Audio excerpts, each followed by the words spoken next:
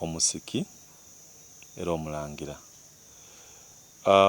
Ku nsonga y'akalulu akabaire aka NRM ak'ekifo ekyabaire ekya National Vice Chairperson owabakyala mu NRM, byonna bye nsobola okwogerako. Ekisooka, buli kimu kibaako akaseera kaakyo. Eriyo ekiseera ekyaliwo nga Maama Kadaga tebasobola kumukola ki, kumwesimbako ng'era n'aliwo. Buti saawa dino ebyaviiremu bitulaga nti ng'ekibiina kya NRM omuntu gwe kyasazeewo okulonda ni Anita Anet Among. Wabula kino kiba kya kwegerako, nina ebintu bye nayegeiremu. Ekisooka kyene omukulembeze mwene w'eggwanga President Yoweri Kaguta Museveni, kino yakiraze mu lwatu titi yayenze Kadaga ku kifo ekyo, kuba yabaire alina obusobozi bwona mu maani ge mu mandate ye okumakinga sure nti amushieldinga, kubanga ezira kitongole kikula nga kizira ba seniors baakyo ba advisors.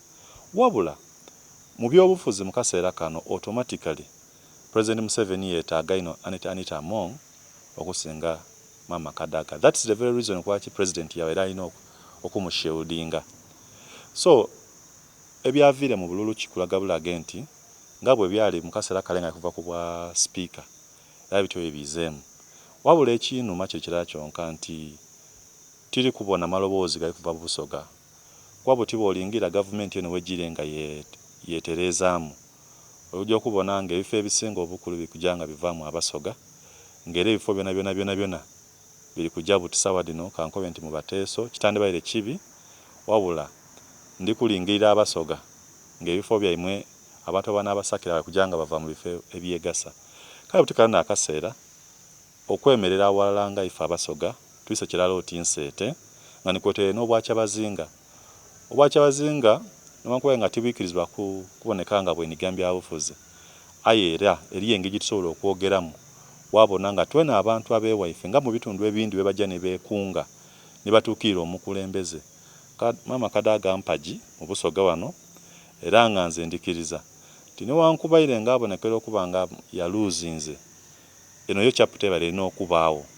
Era nze ku side yange ndinda okumuyozaayoza nti n'abo abatono abaamuwaire ekipolo kimulaga nti abantu bakamwikiririzamu. Wabula nze ndijja musaba nti okuboneka nti kana akalulu kaamukubye kitegeeza nti yagwire, era kisobola kumuwa amagezi gona mu ngeri yonna nti oba byene kuwulira mba kuva mu kibiina ku level gy'atuuseeko ate tosobola kuva mu kibiina, olina okisigalamu. Kuba ndidi nti kuno Museveni kule obululu bwamukalubirizibwamuuko aye kuno ku kye yakoze ekyakadaga okuluzinga ekifo tino ekikulu, kubanga ekyo kyo buli yesimba mu buli aba yesimbyewo tuba tuyidi nti wabaawo omuwanguzi ne gwe bawangwire, wabula yabeeta tateekerwa kuboneka nti amubisa mu process oti neeyo ebyo betiyeetaagisibwa. Ekindi Anita Among ali muwala muto, tibona mairu gano g'oli kuba nago g'okwenda okujja mu bifo bino ebyawaigulu mu kuspeedi n'endala eyo nga bw'oli kulumuka amangu otyo weegendereze, oyinza okwikirira atyo wansi otyo nga bw'oli kubona bino bye babisisa Kadagamu wano ddala bibitamu. So kikyenyizaako okwenda okoba nti abakulembeze bti okuva leero nenda kino mukitegeere, teriyo akaseera koyida okuba ng'oli w'amaanyi, eyo n'akaseera kayida okuba ng'onafu. Baye w'onafuwanga mu kaseera ako oyikirizanga wobonanga omuntu eyandikuwagiire tali ku sayidi yo, oyikirizanga mwati amakumenza ensonga mwadikola kye mwadisolvinga mu bulungi bwadyo. So buti nze ng'omulangira okuva Namutumba Busiki teri musanufu, tiri wakubanga Maama Kadaga yabisemu, wabula kyeyabiseemu nekiri kusinga kunuma. President Museveni nga we yasobola okushieldinga Alhaji Moses Kigongo, ekyo nabeera asobola okukikola. Abo bakutyamisa wa wansi ole wamukoba nti nkubaire ekifo kino iwe sigala kuno n'okumuwa assignment tutinga Anita Among and assurance ya next year. Newankubadde engeri yo democracy mu parliament bajabaida kulonda, but all of us know omuntu President Museveni gwaba yenze n'abitamu. So bintu byabaire necessary. Omuntu abaire mu kibiina for all the 30 years, such an experienced and good leader abaire aidye nga atembeta nga tamulala ni government I don't think that was necessary. It is political immaturity.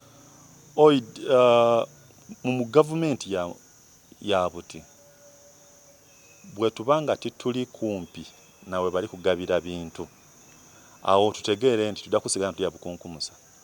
Mama Kadaga butatanso kujanga asetulwa obona amasi gasatu agafuga government.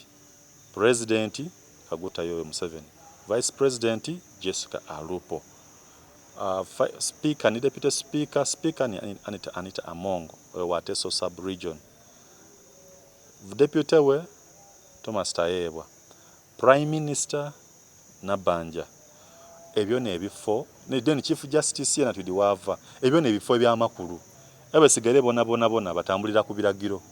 So butifenga busoga tetukaswa kutya makumenza batuwa kubuwe. So tujanga tulukuluzinga ebifo ebyande barenga betusembeza ate kino ndi kukibona nga kikwiranganibwamu buli bukulembeze bweda bweyambisa abasoga era abasoga batera okufuna ebifo ebyamaani nga ya Vice President kunkomero ya byona busoga tumalirizanga batutaire kumba tusembe batutaire kumbali banabali nayo bali kwenda okubisawo babisawo.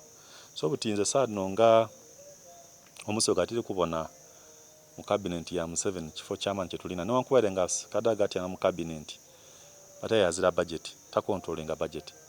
So nibo mbona niba ministers abasinga tulindi state minister ndozo no mwani naze Pasis Namuganza nono wekaliro ndoza nisanga nakadama ebona tobawulya kye bona kumpi babalwanisa. So ifenga busoga ndi kubona nga mukasera kano bwe tutayire tewe ni twida walala nitukoba President Museveni nti bana abalonza aba NRM abasuka mu million 2 bana basoga ababayidye nga bakulonda nti mu busoga mona waba muniche bakutiika ndoza ni opposition yenkalimu okubanga olini bakaba NRM almost 99% tutekeerwa okutyama kumenza bino byokwiranga mu kutulimbalimba n'obufo ebyo bijakoma ate n'abasoga ndi kubakubiriza mulekera okulowoleza mu ndowooza eno nti obukulembeze bwida kubaweebwa na kusaba busabe mutekeerwa okulwanirira ebifo n'okuboneka nga muyamba banaimwe era chanso nino nti bwe tubaire mu kavuyo kana akaliwo tibulire ino maloboozi gabakulembeze agavaayo tidi kulwaki abasoga beetya Uganda buti weyatuuka oyo Anita Amongo yasoka kuba wa FDC ng'akolokota government byayogera n'ebyamuvira ku yasala lero nkubona watuuse tatuuse wakubanga nti asabiriza busabirize ayina byalagako buti abakulembeze baife nga kota n'obwacha bazinga tulina bakatikiro ovire okuba nti katikiro ni Musada Mukulu Mulamba wa National Planning Authority tulina abakulembeze bangi kike kyatulema okuboneka nga tusekiwalinga ekifo kino okubanga mukasera kano tugire nga tusesetuka mpola nga nowe tuwande baire nga twegemeireko tuzirawo.